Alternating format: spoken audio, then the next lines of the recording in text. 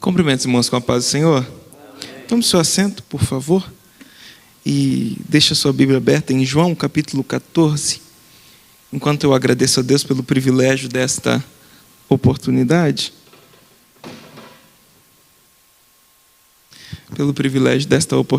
Quero presentear o Zaqueu, né? Na quinta-feira passada ele respondeu a pergunta. Então aí está, Deus abençoe. Os irmãos que me acompanham desde o primeiro dia sabem que estou embasando nossos ensinos no meu livro, Os Mistérios do Tempo do Fim. Então, o Zaqueu ganhou esse na semana passada. E nós estamos muito felizes de estar aqui. Quero agradecer imensamente a Deus pelo privilégio dessa oportunidade. Também ao nosso pastor, né, está viajando, né, resolvendo assuntos convencionais. Mas eu sou muito grato a ele pela oportunidade desses dias poder servir a esta igreja e ocupar essa tribuna. Tenho certeza que o mês que vem, dentro do coração dele, já há um novo tema que vai ser trabalhado. Mas eu sou muito grato à igreja e aos irmãos que aqui estão. Tenho certeza que você trabalhou bastante hoje, mas mesmo com o corpo cansado, rompeu tudo, está aqui e vamos aprender juntos da palavra de Deus. Amém? Vamos recapitular, para valer a pena a lembrança, desde o primeiro dia em que começamos o ensino.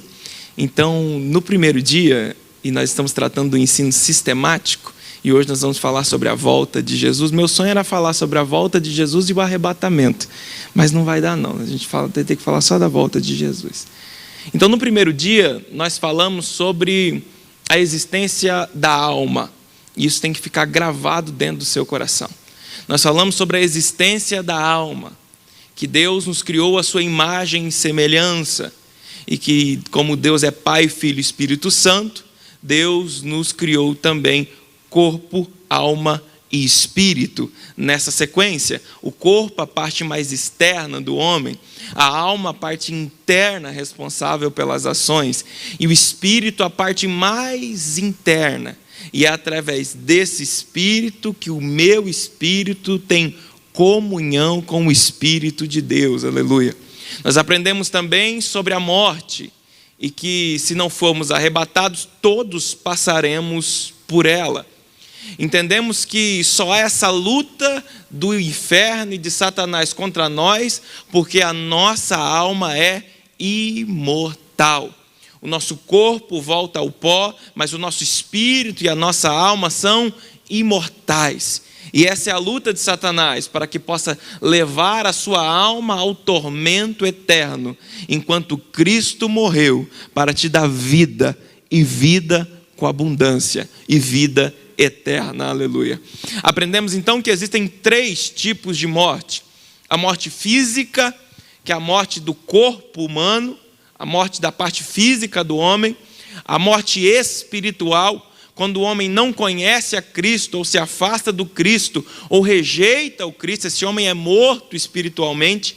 Entendemos então que essas pessoas não têm fé para crer, porque o espírito delas não se comunica com o Espírito de Deus. E aprendemos também que existe a terceira e a pior morte de todas, a morte eterna. E essa morte é terrível, porque essa morte vai nos falar de um tormento eterno, já no lugar de tormento, e também depois no lago de fogo, que é o inferno ou a segunda morte. Aprendemos então que existe o estado intermediário, onde os que morreram em Cristo, os que morrem em Cristo, estão no paraíso, aguardando o toque da trombeta para a ressurreição. E os que morrem sem Cristo estão em um lugar chamado lugar de tormento. Esse lugar que fica dentro do Hades, onde no Antigo Testamento ficava o seio de Abraão, e aqui abaixo o lugar de tormento, no meio um grande abismo, e lá no fundo do abismo, o poço do abismo, aonde estão os demônios que vão ser soltos na grande tribulação, a qual o chefe do lugar se chama Apolion ou Abaddon. Entendemos então que essas pessoas aguardam o toque da trombeta para ressurreição. Aprendemos na quinta-feira passada sobre a ressurreição. Primeira ressurreição é de Cristo, depois os que são de Cristo, aleluia, glória a Deus por esta palavra, e depois os que morreram sem Cristo. há uma diferença de tempo e espaço entre essas ressurreições. Os que morreram com Cristo ressuscitarão primeiro ao som da última trombeta, aleluia, aleluia, na volta de Jesus. Os que morreram sem Cristo, após os 7 anos de grande tribulação, onde se inicia o milênio, após o milênio, eles serão ressuscitados para o juízo final. Aprendemos então que o corpo do homem, quando é ressuscitado no toque da trombeta, esse corpo, assim que sai da sepultura, se encontra de novo com a alma e o espírito, e ele é transformado. E quando ele é arrebatado ao céu e ele encontra Jesus, ele é glorificado na presença de Jesus, aleluia. E é nesse momento que não há mais dor, não há mais pranto, não há mais lágrima. É nesse momento que a palavra se cumpre, quando Cristo diz: e ele em breve enxugará dos olhos toda lágrima. Aprendemos também que depois do milênio, lá no final, os que morreram sem Cristo e vão ser ressuscitados para condenação eterna, recebem também um corpo transformado, ou seja, um corpo que não se consome, mas que sente dor, mas que chora, mas que sofre. E esse corpo ressuscitado, que não se consome, mas transformado, será jogado no lago de fogo junto com Satanás, e esse corpo sofre eternamente. Glória a Deus. Nessa noite nós aprenderemos sobre a volta de Jesus. Oh, Maranata, como eu anseio esse dia, aleluia. Quem aqui ainda tem esperança dessa volta, dessa vinda, aleluia, glória a Deus. Eu mandei algumas imagens no e-mail e eu devia ter avisado antes, você me perdoa.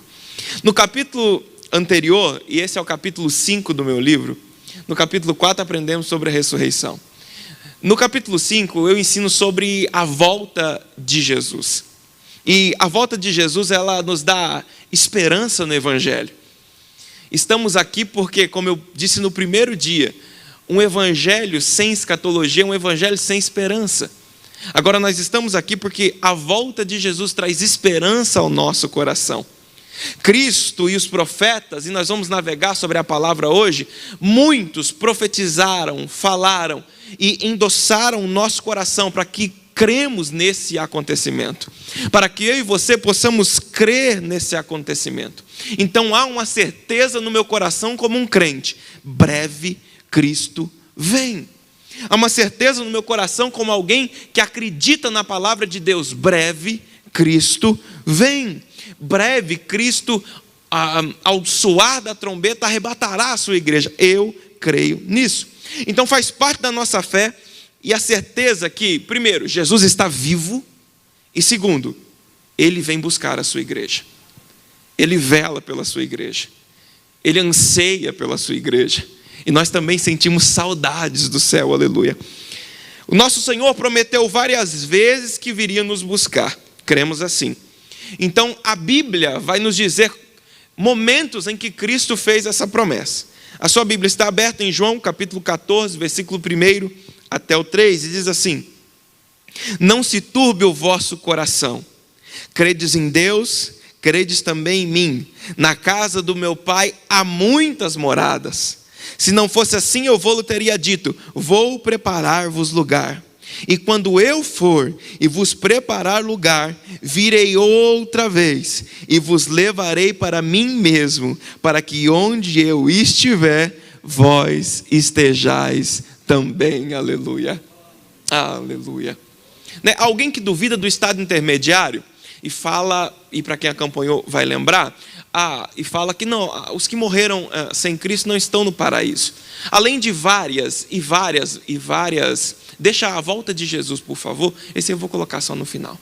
Além de vários textos que nós comprovamos naquela aula passada de que existe o paraíso, o que Jesus está dizendo aqui, e quando você acompanha aquele jogralzinho que eu dei uma folha para você na última aula, e você entende que após os 40 dias que Jesus está na terra, ele sobe ao trono do Pai, o que ele está dizendo aqui é que quando ele voltar, Ele vai pegar as pessoas que estão no paraíso e vai levá-las até a sala do trono de Deus também, aonde Ele está. E essa palavra é maravilhosa.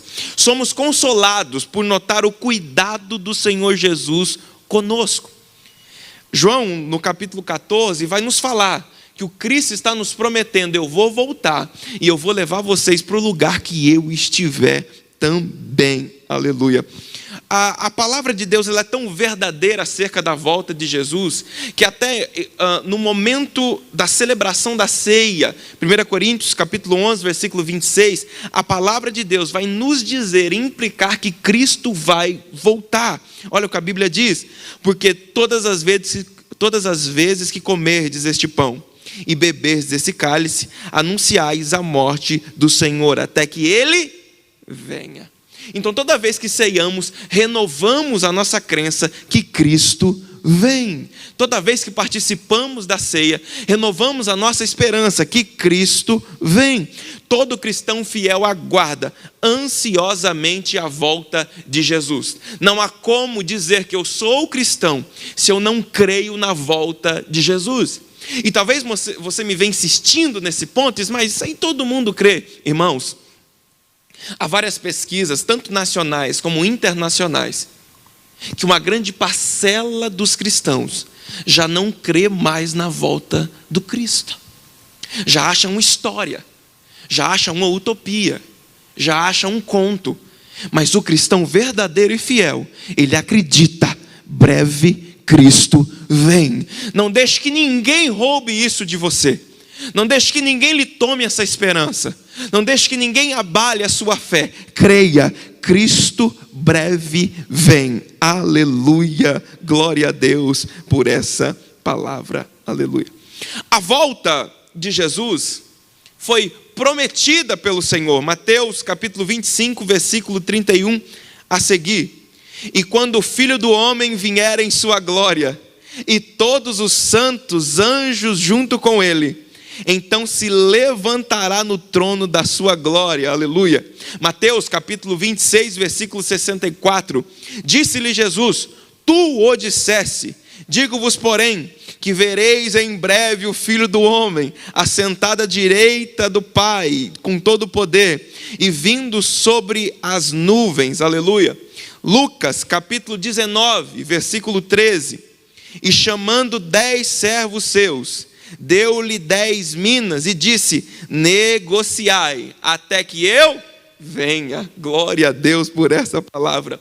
Apocalipse capítulo 2, versículo 25. Mas o que tendes, retenho até que eu venha. Apocalipse capítulo 22, versículo 12. E eis que cedo venho, e o meu galardão estará comigo, para dar a cada um segundo a sua obra. Então, eis que cedo venho. Em toda a Bíblia nós vemos a promessa da volta de Jesus. E essa é, sem dúvida, a maior esperança de consolação para a igreja. 1 Tessalonicenses capítulo 4, versículo 17 e 18. Depois nós, os que ficarmos vivos, seremos arrebatados, juntamente com eles nas nuvens, ao encontrar o Senhor nos ares, e assim estaremos com o Senhor para sempre. Portanto, consolai uns aos outros com estas palavras. Aleluia. Cristo prometeu nos voltar. E toda vez que a sua fé estiver abalada, toda vez que você pensar em desistir, toda vez que alguém tentar desanimar a sua fé, que o Espírito Santo lhe traga a esperança, ou que nós tenhamos a sabedoria de consolar uns aos outros com esta palavra. Mas assim, na Bíblia Sagrada, não só o Cristo falou sobre a sua volta. Na Bíblia Sagrada a gente tem várias pessoas que falaram sobre a volta de Jesus. Nós vemos em Atos, capítulo 1, versículo 10 e 11. Os anjos falaram acerca da volta de Jesus. E estando com os olhos fitos no céu, Enquanto ele subia, eis que junto dele se puseram 2 homens vestidos de branco, os quais lhe disseram: homens galileus, por que estáis olhando para o céu? Esse Jesus que dentre vós foi recebido lá em cima no céu, há de vir assim como para o céu ele foi. Glória a Deus por essa palavra. Então, além dos anjos, Enoque, no Gênesis, profetizara em Judas 14:15. E destes profetizou também Enoque, o 7º depois de Adão, dizendo: eis que é vindo um Senhor com milhares dos seus santos. Aleluia. Irmãos, Enoque está tendo uma visão do Cristo voltando da festa da ceia das bodas do Cordeiro e descendo com a igreja no momento em que todo olho o verá. Aleluia. Que coisa tremenda. Foi predita pelo profeta Zacarias, Zacarias capítulo 14, versículo 1 até o 9. Eu vou ler apenas o 1. Eis que vem o dia do Senhor, em que teus despojos se repartirão no meio de ti. Então, o fato é, Cristo vem. Aleluia. É imutável, é inegável, é inegociável essa doutrina. Cristo vem. E qualquer um que tentar lhe ensinar algo fora disso, está indo contra a palavra de Deus. É inegável, Cristo vem, aleluia. Agora, você olhando para mim diz: eu já sei que Cristo vem. E a pergunta é: quando vem? E a outra pergunta é: como vem? É sobre isso que eu continuo ensinando agora. Então, como se dará a sua vinda? A Bíblia em nenhum momento, preste atenção, a Bíblia em nenhum momento vai tratar sobre quando será a sua vinda. E quando eu digo isso, eu falo do momento exato de quando será. Então, se você ouvir alguém dizendo: é no ano 3500. Se você ouvir alguém dizendo: é em 2022.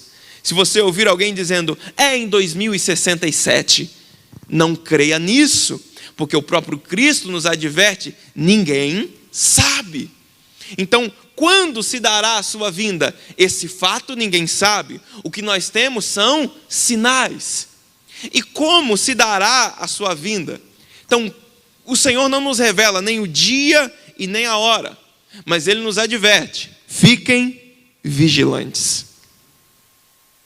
Fiquem vigilantes. E é aqui que eu quero que o Espírito Santo coloque no meu e no seu coração temor. Porque pode ser hoje à noite a volta do Cristo, aleluia. Oh, aleluia. Mateus capítulo 24, versículo 37.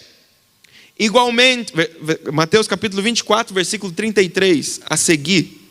Igualmente, quando vir de todas estas coisas, sabei que Ele está próximo, Ele está às portas. Em verdade vos digo que não passará esta geração sem que todas essas coisas aconteçam.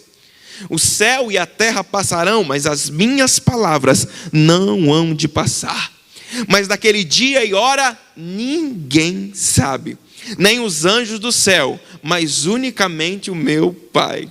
E como foi nos dias de Noé, assim também será a vinda do Filho do Homem. Portanto, assim como nos dias anteriores ao dilúvio, comiam, bebiam, casavam, davam-se em casamento, até o dia em que Noé entrou na arca, e não perceberam, até que veio o dilúvio e levou a todos, assim também será a vinda do Filho do Homem. Então, estando 2 no campo, será levado um e deixado o outro. Estando 2 moendo trigo, será levado um e deixado o outro. Vigiai, pois, porque não sabeis o dia e nem a hora em que há de vir o vosso Senhor. Aleluia. Marcos capítulo 13, versículo 35. Vigiai, pois, não sabeis quando virá o Senhor da casa, se à tarde, se à meia-noite, se ao cantar do galo, se pela manhã, para que vindo de improviso não vos ache dormindo de qualquer jeito.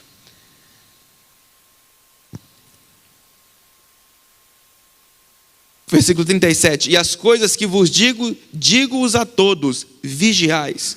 Lucas capítulo 21, versículo 34. E olhai por vós, para que não aconteça que os vossos corações se carreguem de glutonaria, de embriaguez e dos cuidados da vida, e venha sobre vós o improviso aquele dia. E nós temos que guardar o nosso coração, para que não sejamos sucumbidos pelas paixões carnais, para que não venhamos somente crer e acreditar na bênção de provisão, ou na resposta da oração, mas que nós não percamos a nossa visão do céu, aleluia.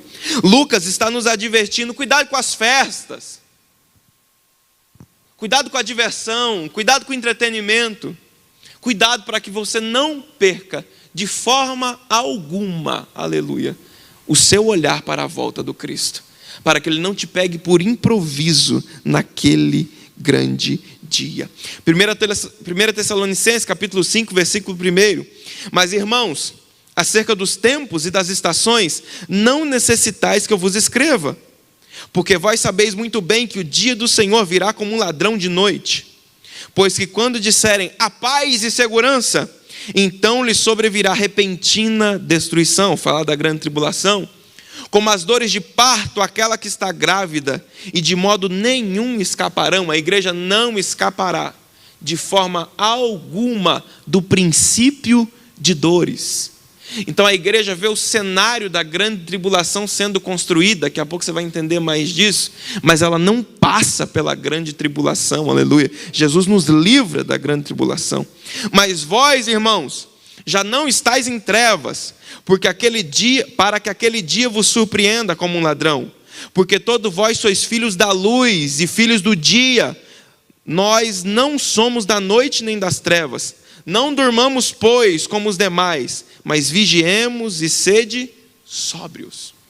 Então a Bíblia está cheia de versículos nos admoestando para que enquanto a trombeta não toca, enquanto o Cristo não vem, nós mantivemos a nossa vida reta na presença do Cristo, para que daquele dia não sejamos surpreendidos com a palavra: mas eu sou jovem, eu vou curtir e depois, talvez não haverá o depois. Não, eu vou fazer só mais uma vez e amanhã eu vou parar. E talvez Cristo volte nesse dia e você seja pego de improviso, como a palavra diz, e você perca a sua salvação. Que Deus nos ajude a vigiarmos, aleluia. Apesar de não sabermos o exato momento, a palavra de Deus nos mostra como ocorrerá a segunda vinda de Jesus. Então a gente pode notar, e você sabe muito bem disso, mas vale a pena lembrar, que a segunda vinda de Jesus se dará em 2 momentos. Ou seja, ela é dividida em 2 fases. Na primeira fase, o Senhor virá até as nuvens. Então vamos relembrar os acontecimentos. A última trombeta toca. Os que morreram em Cristo ressuscitam primeiro. O corpo ressurreto se encontra com a alma e o espírito nos ares. Depois disso, quem está vivo é arrebatado. E juntos, a Bíblia diz que juntos eles encontram o Senhor nos ares, que é as nuvens. Nesse momento ninguém ainda está no céu. A primeira vinda do Senhor, ela vem até as nuvens, e a igreja será arrebatada até lá. Então, Tessalonicenses capítulo 4, 17, depois nós, que ficarmos vivos, seremos arrebatados e juntamente com eles nas nuvens, ao encontrar o Senhor nos ares, e assim estaremos para sempre com o Senhor. E na segunda fase da segunda vinda, aqui a gente tem que tomar cuidado para não se confundir. Então na segunda fase da segunda vinda, haverá uma manifestação gloriosa do Senhor, física e visível do Senhor a todo mundo, para livrar Israel do anticristo e julgar as nações. Então vamos lá, na primeira fase da segunda vinda, quando Cristo arrebata a igreja, só a igreja vê. É por isso que há um desespero na terra, porque ninguém entende o que está acontecendo. E acontece o que se canta no hino. E eu vou começar e você canta depois, inclusive vocês que cantam, porque se eu ficar cantando aqui é horrível, irmão. Então você me ajuda. Olha que lindo louvor. Onde está aquele... Olha que coisa linda. Onde está que não se vê nenhum irmão? Alguém com voz de lamento vai dizer: aquele povo. Agora eu sei que você pode cantar mais forte, você já sabe o hino, vamos lá de novo. Onde está? Oh, nós te louvamos, Senhor. Que não se vê nenhum. De novo. Alguém com voz de lamento vai dizer: aquele povo foi-se embora para si. Oh, como eu aguardo esse dia, glória a Deus, aleluia.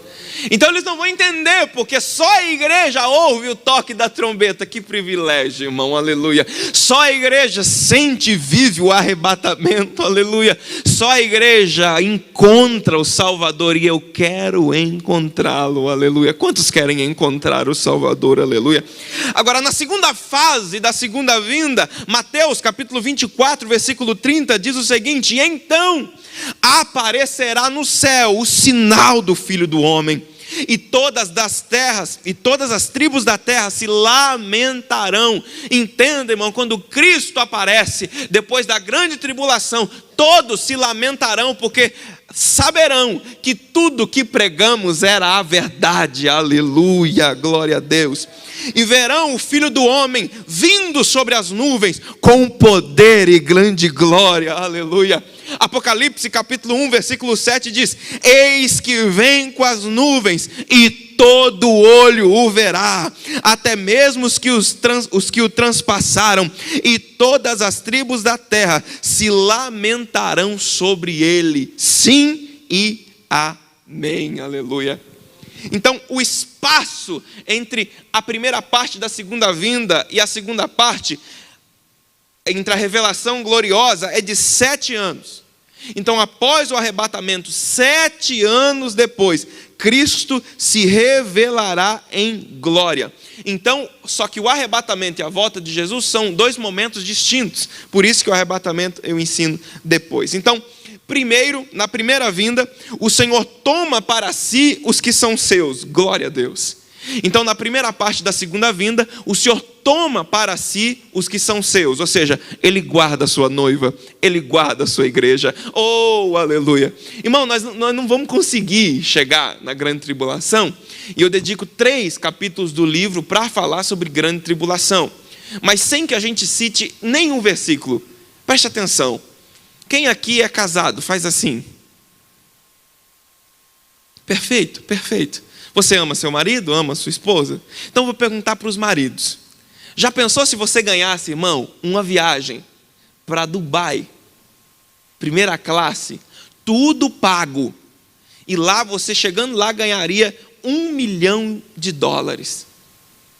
Você só tem uma coisa, a única condição: deixar sua esposa uma semana com o maníaco do parque,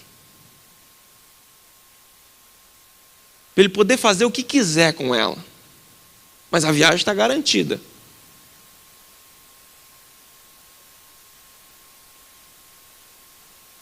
Não, você ganha uma viagem para Disney.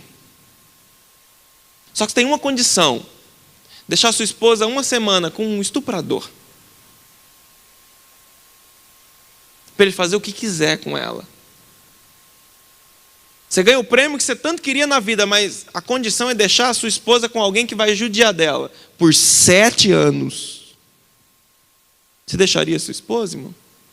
Fala que não, que ela está olhando. Fala assim: não, jamais. Se nós que somos carnais, cheios de pecado, cheios de erro, mas amamos a nossa esposa, jamais faríamos uma viagem e deixaríamos ela na mão de alguém que pode judiar dela, maltratar ela, fazê-la chorar e sofrer. Muito menos o Cristo, que ama a sua noiva, deixará a sua noiva por 7 anos aqui, na mão do anticristo, da besta, do falso profeta e de Satanás, para ser judiada. Uma igreja que sofre tanto, que batalha tanto, que rompe as portas do inferno pelo reino. Não, essa igreja será arrebatada antes da grande tribulação, aleluia. Cristo guardará a sua noiva, aleluia. Glória a Deus, aleluia. Agora, então na primeira, Cristo vem para arrebatar os que são seus, para tomar para si os que são seus. Na segunda parte, na segunda vinda, ele vem com os que foram arrebatados, para dar fim à grande tribulação, ao anticristo e todo o seu exército, para julgar as nações e implantar o seu reino milenar. Então vamos lá de novo? Na segunda parte da segunda vinda, Cristo volta, depois da grande tribulação. Dá para entender isso, irmão? Faz sentido para você? Depois da grande tribulação, Cristo volta. Já volta com quem? Volta com a igreja, vitoriosa. Seus soldados agora, aleluia. Corpo glorioso e transformado. Cristo volta, aleluia. Oh, glória a Deus. Com seus milhares de santos, aleluia. Cristo vem. E ele vem para quê? Primeiro, para dar fim à grande tribulação. Imagina o Cristo descendo, olhando, essa bagunça acabou. Aleluia. Segundo, para vencer, derrotar, aliás, o anticristo e o seu exército. Depois, julgar as nações que se levantaram contra a menina dos olhos de Deus. E a Bíblia diz, irmão, que a menina dos olhos de Deus se chama Israel. E você com certeza já viu algum pregador falar isso. A menina dos olhos é a parte mais sensível, né? Tanto que há uma defesa automática para a menina dos olhos. Se você for enfiar o dedo no olho aí agora, se pegar o dedo e for fazer assim, seu olho fecha, na hora. Há uma defesa automática na menina dos olhos. Então Cristo jamais deixará que as nações destruam a menina dos seus olhos. Então ele vem para proteger a menina dos seus olhos, que é Israel, e implantar o seu reino. Colossenses capítulo 3, versículo 4. Porque escatologia, irmão, não dá só para falar. Eu tenho que te falar e te mostrar onde está na Bíblia, para fazer sentido para você. Colossenses capítulo 3, versículo 4. Quando Cristo, que é a nossa vida, se manifestar, então vós vos manifestareis com Ele em glória. Quem estava na quinta passada, faz assim. Olha que coisa boa. Por que você tem que estudar a escatologia sistematicamente? Por que eu escrevi o meu livro sistematicamente? Porque quando eu leio aqui, então vós também vos manifestareis com Ele em glória. Na aula passada você aprendeu que quando nós nos encontrarmos, teremos um corpo glorificado. Por isso nos manifestaremos também em glória. Glória a Deus por esta palavra. Aleluia. Judas 14 vai dizer também que nós vamos voltar, e o final só. E eis que vindo o Senhor com seus milhares de santos. Apocalipse capítulo 19. Vamos voltar. Quem lembra do primeiro dia? Quem estava aqui no primeiro dia? Olha só que bom. No primeiro dia, nós batalhamos e trabalhamos, e eu disse a você a sistemática do Apocalipse, para que você não tenha medo mais do livro. E eu disse que do capítulo 1 até o capítulo 5 tem igreja. Do capítulo 5 em diante não tem mais igreja, a igreja já foi arrebatada. E aí começa tribulação e juízo.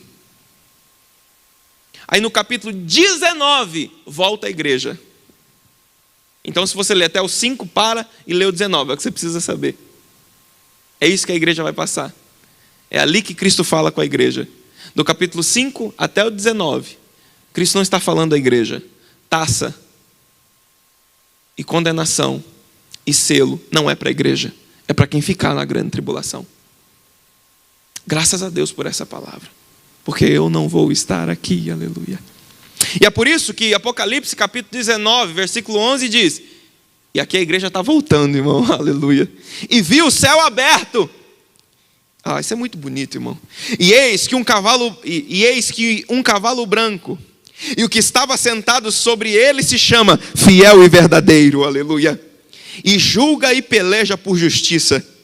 E os seus olhos eram como chama de fogo, e sobre a sua cabeça havia muitos diademas, e tinha um nome escrito que ninguém sabia, senão ele mesmo. E estava vestido de uma veste salpicada de sangue. E o nome pelo qual se chama é a Palavra de Deus. Cristo é a palavra. E seguiam-no, eu vou estar lá, aleluia, glória a Deus, eu vou estar lá, irmão. E seguiam-no os exércitos do céu em cavalos brancos, e vestido de linho fino, branco e puro. E da sua boca saía uma aguda espada para ferir com ela as nações, e ele os regerá com vara de ferro, e ele mesmo é o que pisa o lagar do vinho, do furor e da ira do Deus Todo-Poderoso. E no monte e no manto e na sua coxa estava escrito: Rei dos reis e Senhor dos senhores, aleluia. Então no capítulo 19 a igreja volta com Cristo, após os 7 anos de grande tribulação, para reinar com ele, como a Bíblia diz, como soldados.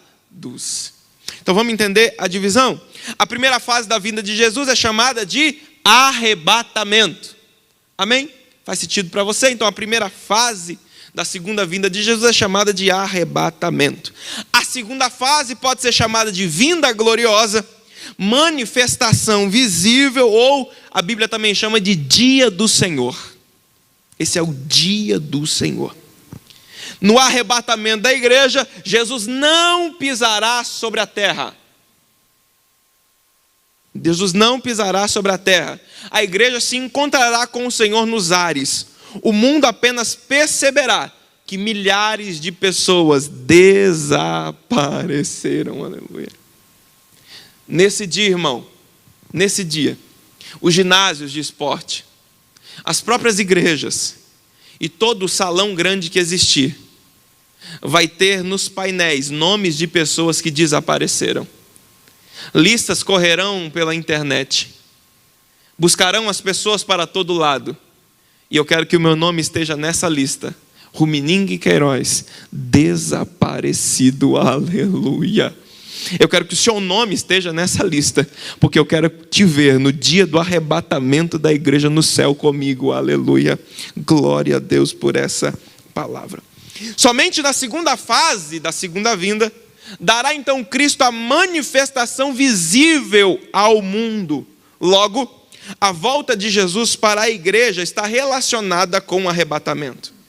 Para Israel e para o mundo, esta volta está relacionada com o fim da grande tribulação.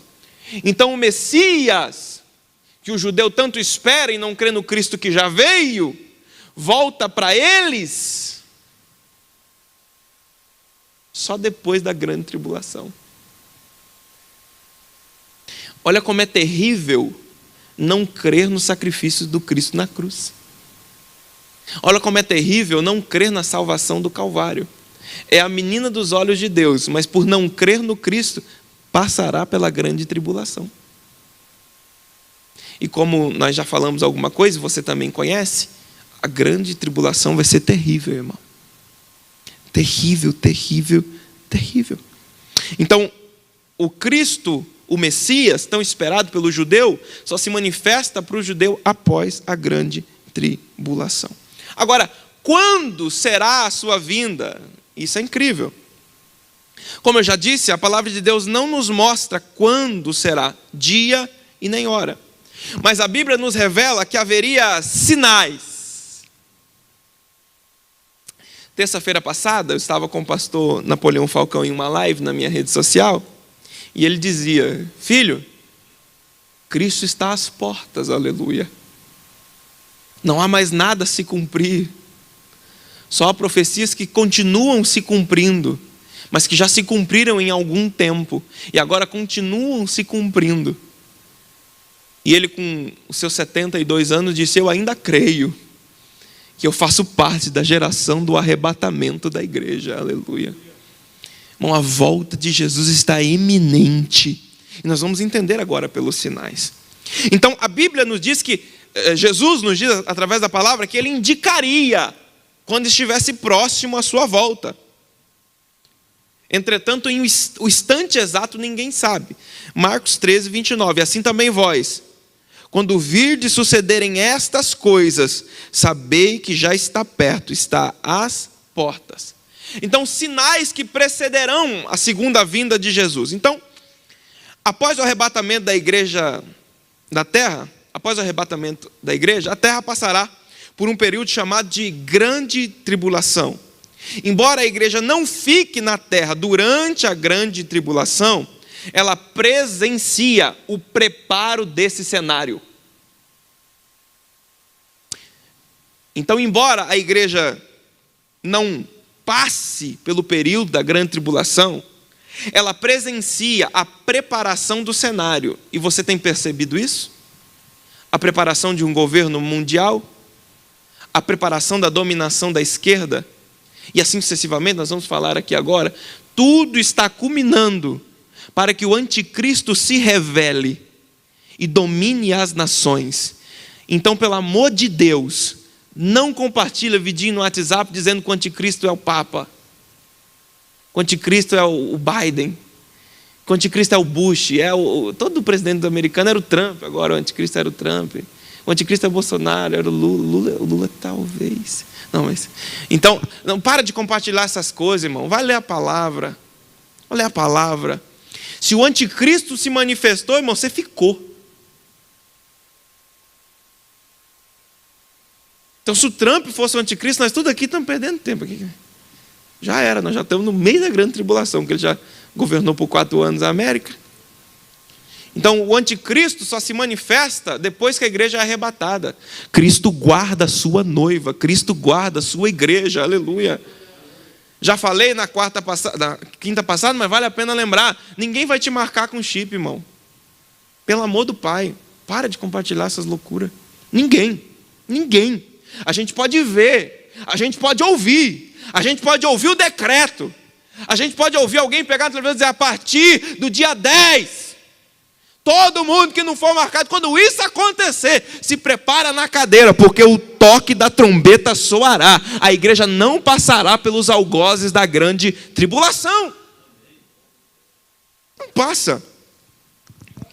Claramente observamos ao nosso derredor as mudanças na natureza, na sociedade, na igreja e em Israel. É por isso que todo crente fiel em Cristo tem que orar por Israel. É por isso que quando começam a atacar Israel, você vê os pastores postando, ore por Israel, e não sei o que, você fica, para que isso? Nada a ver, Israel é lá do outro lado do mundo.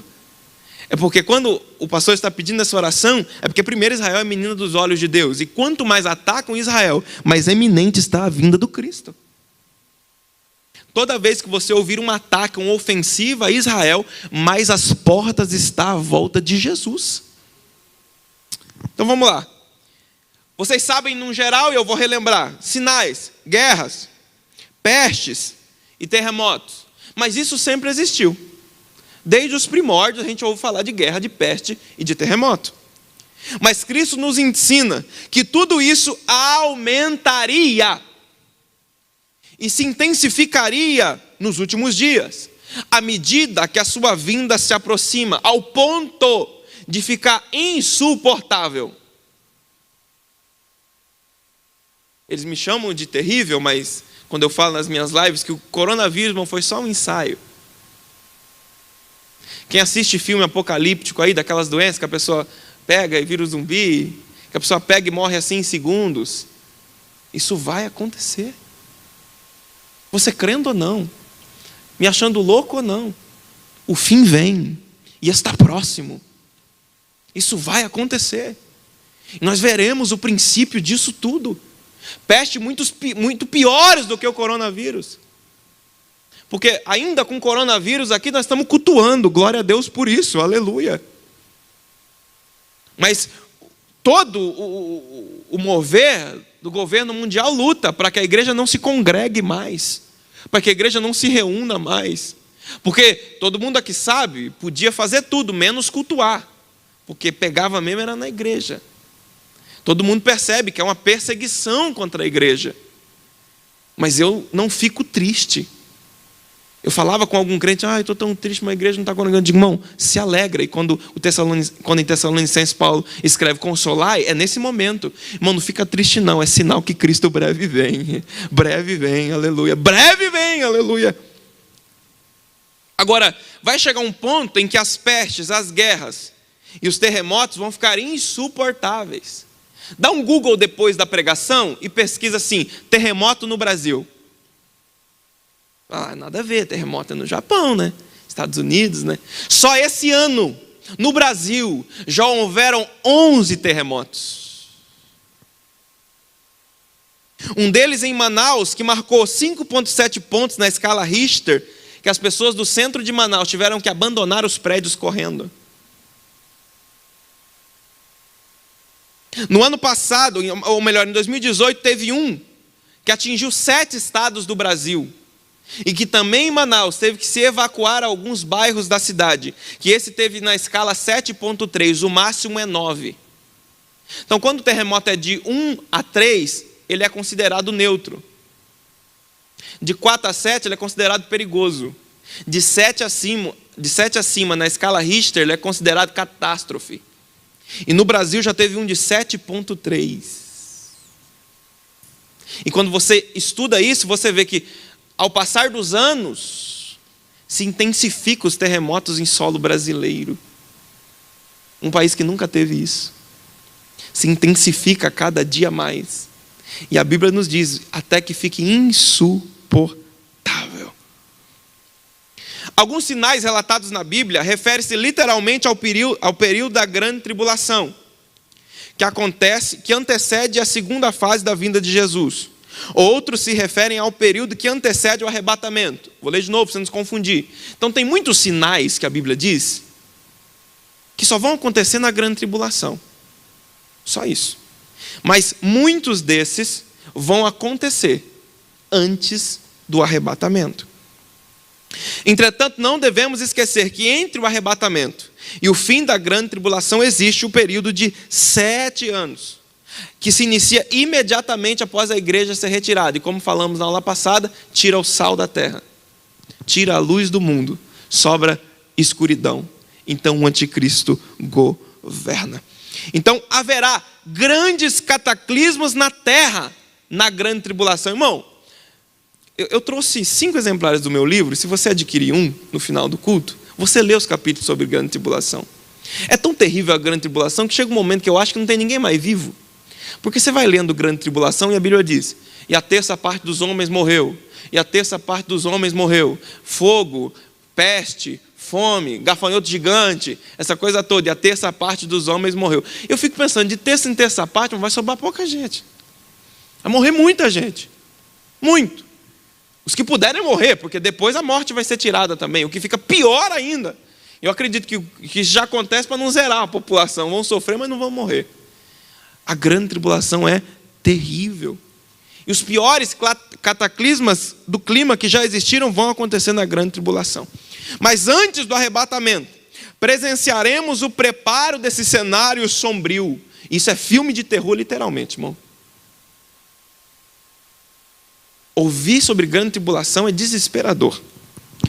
Os sinais que antecedem a segunda fase da segunda vinda, do retorno de Jesus, servem como sinais para os que ficarem na grande tribulação. Agora, os sinais que antecedem o arrebatamento servem para nós. E quais são esses sinais? Mas deixa eu dar um exemplo para você de sinal que acontece na grande tribulação. Durante a tribulação, o ódio contra Israel será o pior já visto. E Jesus virá para livrar o seu povo e dar fim à tribulação. Então esse é um dos motivos que nós vamos retornar com Cristo depois do arrebatamento. Agora, claramente, irmãos, eu escrevi esse livro que é 2016, eu não me lembro a primeira edição, não consigo lembrar exatamente, mas enfim, naquele tempo, claramente, eu escrevi, nós já vamos ver a perseguição do mundo contra Israel. Então nós estamos vendo as nações se preparando para enfrentar Israel. As nações se preparando para vir destruir e afligir Israel, perseguindo ali então o povo de Deus. Então a igreja vai ser arrebatada para que Israel seja protegido. Então você vê, a proteção do Israel depende do arrebatamento da igreja. Agora, nos dias que vivemos, à luz da palavra do Senhor, nós percebemos o preparo da volta do Senhor. Primeiro, vamos ver alguns sinais que a Bíblia nos admoesta. Enquanto eu digo, você vai lembrando aí. A aparição de muitos cristos. Se você pesquisar na história, irmão, o Cristo, dizem que o Cristo já apareceu em muitos lugares por aí. Mateus capítulo 24, versículo 5. Porque muitos virão em meu nome, dizendo, eu sou o Cristo. Enganarão a muitos. Então, se alguém vos disser, eis o Cristo está aqui ou ali, não vos deis crédito. Porque surgirão falsos cristos e falsos profetas, e farão tão grandes sinais e prodígios, que, se possível, enganariam até os escolhidos. Eis que vos tenho predito isso. Portanto, se vos disserem, eis que está no deserto, não saiais. Eis que ele está no interior da casa, não acreditais. Porque assim como o relâmpago que sai do oriente e se mostra do ocidente, assim também será a vinda do Filho do Homem. Eu posso citar para vocês, Reverendo Moon dizia que era o Messias, David Cash dizia que era o Messias, e é mais uma piada, mas o Henri Cristo, né? E por mais que para nós pareça uma piada, tem gente que o segue, irmão, que abandona a vida e vai para a chácara dele lá, ficar lá. E em todos esses anos ele já enganou a muitos, e é um ministério milionário. Centenas de milhares de pessoas dão ofertas milionárias porque acham que ele é o Cristo. É que a televisão acabou satirizando ele. Mas quando você estuda a história, vai no programa do Ratinho, o povo satiriza ele. Mas quando você estuda a história do Henri Cristo, ele leva muita gente à perdição, que acredita cegamente que ele é o Cristo. Cegamente. Segundo, falsos profetas, né? O texto de Mateus, versículo 24, capítulo 11. E surgirão falsos profetas e enganarão a muitos. Vou perguntar, irmão, você pode levantar a mão, que não é pecado. Quem aqui tem Netflix em casa, assim? Nossa, irmão, não levanta a mão. Olha, irmão, fala a verdade, irmão. Na Netflix tem uma série chamada Seitas. Assiste lá. Na Amazon Prime também tem uma chamada Seitas. Essa série vai falar de todas as seitas anticristãs que já existiram no mundo. E você vai ver como essa palavra aqui se cumpre. Falsos profetas que levaram milhares de pessoas a se suicidarem. Tomarem veneno todas juntas. Porque aquilo levaria elas para o céu. Falsos profetas, e esse é bem recente, que fizeram que centenas de pessoas fossem picadas por uma cobra. Porque, de boa, a Bíblia diz que nós podemos, né? Nenhum veneno vai nos fazer mal. Então vamos todo mundo aqui ser picado por essas serpentes. Morreu todo mundo. Falsos profetas que fizeram as pessoas venderem tudo. Porque Jesus ia voltar em 2000.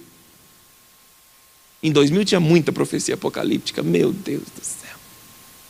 Você vê a falta de conhecimento bíblico. Tinha crente acreditando que a terra ia ficar escura 3 dias.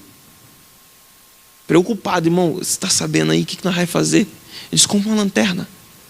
Não vai ser escuridão que vai dar para pegar. Eu disse, meu Deus. E você tem que ter paciência? Não, irmão, não vai ter escuridão, não. É só, entendeu? Não vai ter escuridão, não vai ter. Então esses falsos profetas, além de desviar muitas pessoas da fé, fazem mal às pessoas, levando-as, muitas delas, à morte e ao sacrifício. A América, irmãos, é a rainha dos falsos profetas. Mas o que mais tem na América é falso profeta, com doutrina de engano. Mas muito falso profeta. Quando você estuda a história desses tais messias e falsos profetas, você fica desesperado de como as pessoas se entregam desse jeito. E sabe quando eu assisto uma série daquela, que acontece no meu coração? Acontece um desespero. Por quê? Porque as pessoas estão carentes. Em vez de eu ir lá e pregar o Jesus de verdade para ela, um falso profeta chegou. É culpa minha, é culpa sua, é culpa nossa como igreja, que tantas pessoas se entregam ao espiritismo, à umbanda, ao satanismo. É porque elas ainda não conheceram o Cristo de verdade. Mas que Deus nos dê graça para pregar o Cristo a essas pessoas, aleluia. Agora, há uma grande, e talvez você se escandalize, mas é a verdade. Observe a grande quantidade de falsos profetas, como William Marion, que criou o brahmismo, Ellen White, Joseph Smith, Charles Russell, fundadores do brahmismo, Tabernáculo da Fé, e você pode estudar depois, Adventismo, mormismo e testemunhas de Jeová. Falsos profetas, que vão levar milhares de pessoas ao engano. Milhares de pessoas a crer erroneamente em coisas que nunca acontecerão. Muitos seguem essas seitas cegamente, colocando seus ensinos como a autoridade maior que a palavra. Não dá tempo de ensinar, é claro, mas como eu identifico uma seita, irmão? Quando a palavra do fundador é maior que a palavra do Cristo. Quando a palavra do fundador é maior que a palavra do Cristo. E quando você diz para a pessoa, mas não, mas a Bíblia diz, o Cristo disse isso. Não, mas Ellen White disse o seguinte. Quando eu digo que a palavra do fundador é maior que a palavra do Cristo, porque não há outro evangelho fora esse aqui. Não há outra revelação fora essa aqui. Então qualquer outra religião que pregue uma revelação que não venha desta palavra, ela é uma seita. Falsos mestres. 2 Pedro capítulo 2, versículo 1. E também houve entre o povo falsos profetas, como entre vós também falsos doutores, que introduzirão encobertamente heresias de perdição, e negarão o Senhor que os resgatou, trazendo sobre si mesmo repentina perdição. E muitos seguirão as suas dissoluções, pelos quais será blasfemado o caminho da verdade. Vou dar um exemplo de falsos mestres. Mestres da confissão positiva. Agora é só vitória, agora é só vitória, agora é só vitória, agora é só vitória, agora é só vitória, agora é só vitória. Não é. Te enganaram quando prometeram para você que se aceitar Jesus ia ser só vitória. Primeiro que se for só vitória, você vai lutar quando? Não é que se é só vitória, é muita luta, irmão. Ah, eu quero viver de vitória em vitória. Eu fico olhando, dizendo, não sabe o que está pedindo. Ou seja, uma luta atrás da outra. Porque como é que você vai colecionar medalhas se você não lutar as batalhas? Deus me dá muita vitória. Deus olha do céu e fala, vou preparar. Vou preparar. Deus, eu quero viver a maior vitória da minha vida. E Deus do céu, vou preparar, filhinha, para você. Está aí você, na maior prova da sua história. O que me consola, a vitória vem. Glória a Deus por esta palavra. A vitória vem. Mas então não dá, a confissão positiva não funciona. Muita gente se frustra com o evangelho porque vem acreditando nessa palavra. Ah, aceitei Jesus e falaram que ia ficar tudo bem, agora que eu estou sem dinheiro. Eu tinha dinheiro quando não era crente. Já ouviu alguém falar isso? Eu estava muito bem. Quando eu não era crente, pai, tinha churrasco todo final de semana lá, agora é uma luta terrível. Não entendeu o que é o evangelho. O evangelho vai muito além dos churrascos que ele fazia sem Cristo. O evangelho garantiu para ele a entrada no céu, aleluia. Mas ensinaram para ele de forma errada. Vamos continuar. Mestres da predestinação, e aqui é um perigo.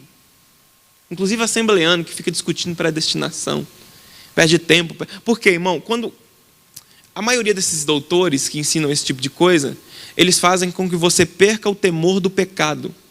Eles dizem para você, uma vez salvo, salvo para sempre. Acabou. Acabou. Eu tinha um amigo que dizia isso. Ele é de confissão católica. Ele dizia, para que vocês ficam fazendo essas coisas aí? Não precisa disso não, vamos viver, Biá. Vamos ser felizes. Cristo já morreu. Já ensinaram para mim. Que eu estou salvo. Cristo morreu, eu estou salvo, não preciso fazer mais nada. Ensinaram para ele. Ele aprendeu assim. Falsos doutores, falsos mestres. E mestres da prosperidade. Ensinam erroneamente a prosperidade. Há ensinos em igrejas protestantes que dizem que se você não é rico, o diabo está na sua casa. Se você não tem dinheiro, é porque o Exu Caveira fez morada dentro lá do seu carro. Se o seu carro não é zero, é porque o tranca-rua é quem te deu esse carro. Você ri, mas é verdade. Existe. Agora, existe na Bíblia também princípio bíblico de prosperidade. Dai e dar-se-vos-á. Aquele que semeia pouco, aquele que semeia muito, muito colherá. Está na Bíblia.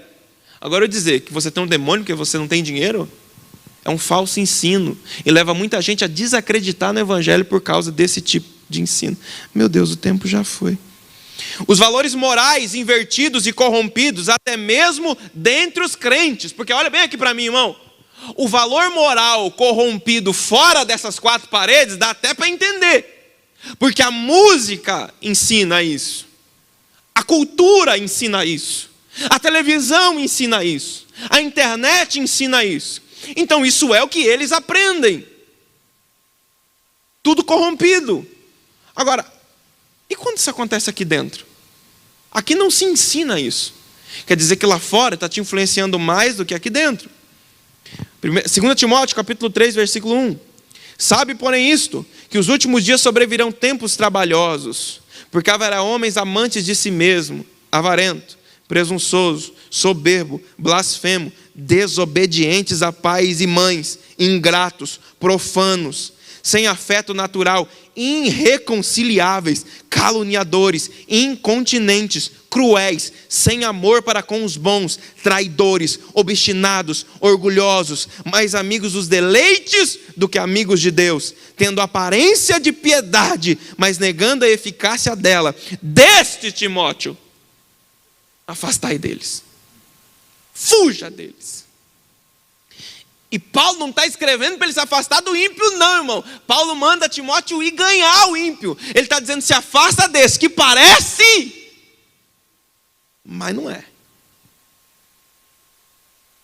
Que o Espírito Santo nos dê discernimento. Bom, eu vou correr aqui. O avanço da ciência e a busca por revelações proféticas, e há uma febre disso, né? Todo mundo quer o número do irmão da revelação que eu vou ligar. O irmão vai, batata e tal, né? Compartilha no grupo. O grupo, a irmã liga que ela revela. Cuidado. Muito cuidado. Então, o avanço da ciência. A violência contra os judeus, como eu já disse, ela vai se aumentar a cada dia, né? Aqui era em 2016, o presidente do Irã declarou que Israel deveria ser varrido da terra. E os terroristas do Al-Qaeda disseram que Israel deveria ser eliminado. O sinal, a sociedade como nos dias de Noé, eu já li o texto. A crise religiosa e a frieza da igreja. Irmão, você já percebeu que é uma dificuldade para ter um culto avivado? Porque a gente vive mais na carne do que no espírito. A gente não ora, esquece de Jesus, esquece de igreja. Lembra na hora que está chegando o culto. A gente ora um pouquinho e quer que a glória desça sobre nós. Não dá. A gente tem que ter vida com Ele. E por se multiplicar a iniquidade, o amor de muitos se esfriaria. Mateus 24 e 12. A apostasia, que é um grande sinal, guerras e calamidades. 2 Timóteo capítulo 2, versículo 3. Fique de pé comigo, irmão, eu caminho a encerrar. Ninguém de maneira alguma vos engane, porque não será assim, nem que antes venha a apostasia e se manifeste o homem do pecado, o filho da perdição. Apostasia é quando as pessoas não acreditam mais na palavra. É quando elas dizem que esse livro e esses cultos não têm mais poder. Você já tentou pregar para alguém que entende muito de Bíblia e se desviou do Evangelho, ou era obreiro? Você vai fazer, mas varão, Mateus, ele fala, não, eu sei, Mateus diz assim. Então, mas Apocalipse, não, eu sei, Apocalipse diz assim. Você fala, como é que eu prego? Como é que eu ganho esse trem para Jesus? Ele já se apostatou da fé. Ele passou num nível de descrença terrível. Coloca aquele slidezinho. Irmãos, não dava para a gente falar sobre o arrebatamento da igreja, porque o arrebatamento da igreja ele é bem complexo e ele leva bom tempo. Eu acredito que eu precisaria de 2 dias para falar sobre ele, mas é o que acontece, né? No momento da volta de Jesus. Os dois acontecem simultaneamente. Depois eu vou pedir para o pastor mandar no grupo da igreja. Certeza do meu coração, Cristo breve vem. Cristo vem e arrebata a sua igreja antes da grande tribulação. Cristo vem e arrebata a sua igreja antes da grande tribulação. A sua igreja vê o princípio de dores. Nós veremos preparado o cenário da grande tribulação, mas não passaremos por ela. Aleluia. A igreja arrebatada se encontra com Cristo nos ares, participa do tribunal de Cristo. Tem um capítulo só sobre isso no meu livro, os galardões, e então ela vai para a ceia das bodas do Cordeiro. Enquanto isso, na terra há pranto e ranger de dentes, porque acontece a grande tribulação. E ao final dos 7 anos, a igreja volta gloriosa com Cristo, capítulo 19 de Apocalipse. Aleluia. Irmãos, eu quero agradecer muito a você que rompeu o cansaço, esteve comigo nessas quintas-feiras. Foi uma honra muito grande para mim poder estar aqui. Muito obrigado. Ali, irmãos, para para entender sobre o arrebatamento da igreja, você tem que aprender sobre as dispensações. Para entender sobre o arrebatamento da igreja, você tem que aprender sobre inocência, consciência, governo humano, patriarcal, lei, graça e milênio. Inclusive, na semana passada eu recebi uma pergunta, e essa pergunta se responde quando a pessoa entende aquilo ali. Quando a pessoa entende aquele gráficozinho ali, ela entende que a pergunta era: como as pessoas, se a salvação é pela graça, como as pessoas vão se salvar na grande tribulação e no milênio? Né? Mas não vai ter mais graça, a dispensação da graça vai ter acabado, aí vai ter o milênio, é outra dispensação. Então, para ensinar arrebatamento, a gente tinha que aprender isso demora. Por isso eu não tratei arrebatamento hoje.